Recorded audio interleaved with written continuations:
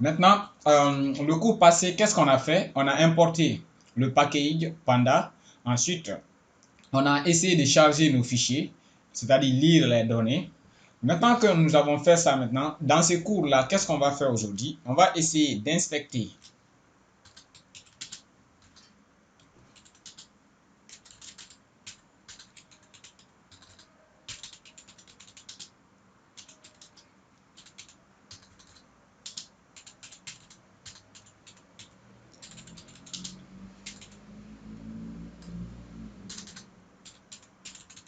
notre data frame.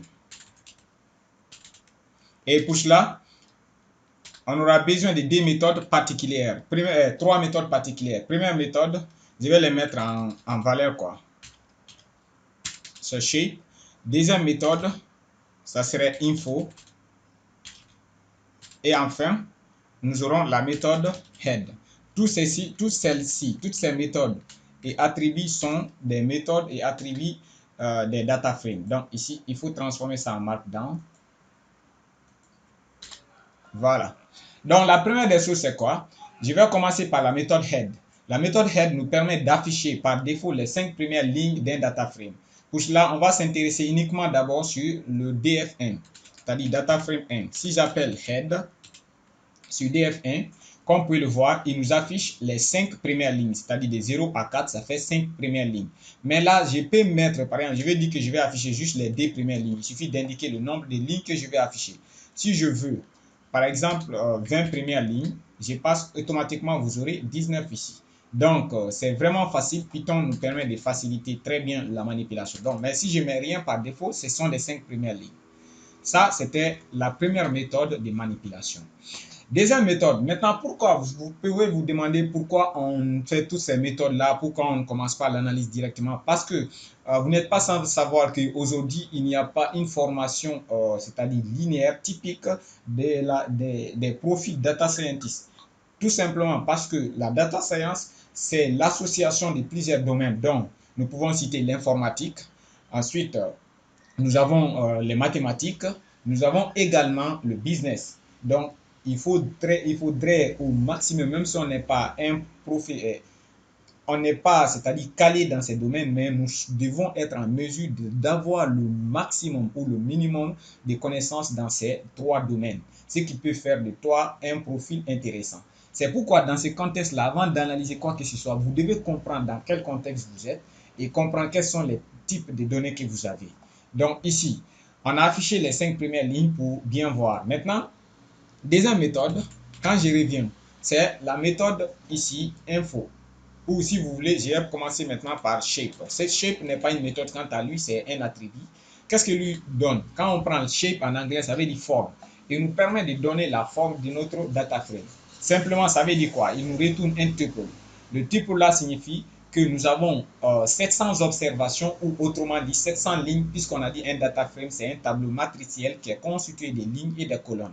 Donc, quand vous faites shape, il vous retourne un tuple avec premier élément qui est le nombre de lignes et deuxième élément le nombre de colonnes. Quand vous comptez ici 1, 2, 3, 4, 5, 6, ce qui veut dire qu'on a 6 colonnes. C'est pourquoi on a 6 ici. Et si vous voulez simplement récupérer la colonne, il suffit de faire, pardon, la ligne c'est 0. Et si vous voulez récupérer les colonnes, il suffit de faire 1. Donc, ça c'était la première méthode très intéressante dans ce domaine. Après avoir fait ça, l'autre méthode très importante, ce serait maintenant la méthode info. Donc, quand on fait df1 info, cette fois-ci, ça c'est une méthode.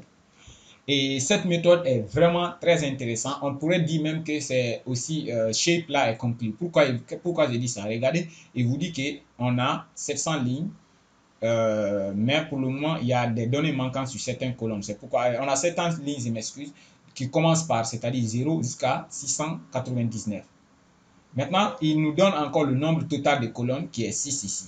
Vous voyez, ça revient à peu près au résultat de celui-ci. Mais encore l'autre très important, il vous prend les colonnes et il vous donne des statistiques générales sur ces colonnes. Quand on prend par exemple première colonne, property type, il nous donne 700 lignes, ce qui veut dire qu'il n'y a pas de données manquantes, non il n'y a pas de données manquantes, et qui est de type object, ce qui est basiquement, ça veut dire qu'il il n'y a que des données de type chaîne de caractères. Et quand vous venez vérifier, vous voyez, on n'a que des chaînes caractères. Quand vous prenez state, c'est la même chose, c'est un objet. Il n'y a que des données de type chaîne. Quand vous venez state, c'est la même chose. Quand vous prenez lat, il nous donne float 64. Ça veut dire simplement c'est des réels qui sont codés sur 64 bits. Et là, vous allez comprendre ça après. Mais regardez, quand vous venez vérifier maintenant lat, automatiquement, on a des réels ici, c'est-à-dire des valeurs flottantes. Maintenant, quand vous prenez également longitude, c'est la même chose. Quand nous prenons prix, cette fois-ci, il donne objet. Par contre, il y a des nombres. Pourquoi? Tout simplement, qu'est-ce que Python fait?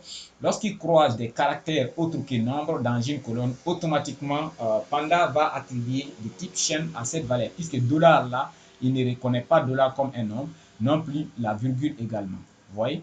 Et ce sont maintenant ce sont tous ceux-là qui vont constituer maintenant nos travaux au cours de ces projets. C'est-à-dire, on va essayer de faire la mise en ordre au cours de ce tutoriel.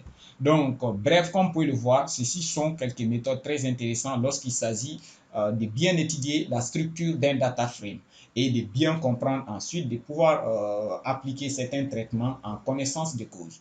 Et dernière remarque ici, vous voyez, il vous indique également cette méthode combien des tailles sont occupées dans votre mémoire. Il dit 32, ce qui veut dire que notre data frame est un peu grande. Et ensuite, vous pouvez comprendre d'autres choses encore. Regardez les autres lignes, il y a 700, 700, alors que latitude et longitude, on a 583. Ce qui veut dire que dans ces colonnes-là, il y a des données manquantes. Et si vous voyez l'objectif ici, on doit aussi supprimer des données manquantes. Et là, ceux-ci vont constituer l'objet des vidéos prochaines. Arrivé là, je vous remercie pour votre attention et nous nous reprendrons pour continuer notre aventure. Merci pour votre attention.